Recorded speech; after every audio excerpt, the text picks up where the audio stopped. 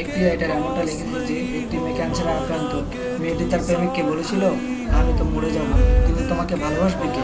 কে দেখে রাখবে? কে তোমার শাসন করবে? ঝগড়া করবে কার সাথে? তোমার তো আবার রাত জাগার বদ অভ্যাস।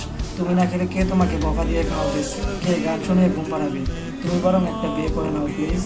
মৃত্যুর আগে আমি অন্তত দেখে যেতে চাই তুমি কতটা সুখে থাকো।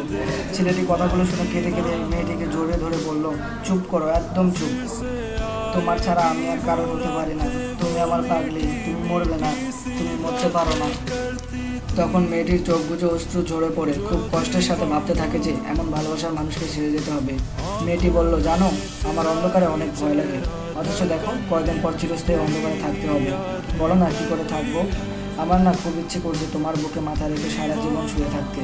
কথাগুলো শুনে ছেলেটির চোখ মুছে কান্নায় মাখামাখি দুইজন দুইজনকে জড়িয়ে ধরে কেঁদে বাঁচাচ্ছিল। এই ঘটনার কিছুদিন পর মেয়েটির মৃত্যু হয়।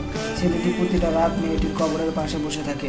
প্রতিদিন তার কবরের পাশে মোমবাতি জ্বালিয়ে তার কবর আলোকিত করে দেয়। ছেলে মানুষরা ঠিক এমনই হয়, তার প্রিয় মানুষ ছেড়ে গেলেও সে নতুন কাউকে খোঁজে না।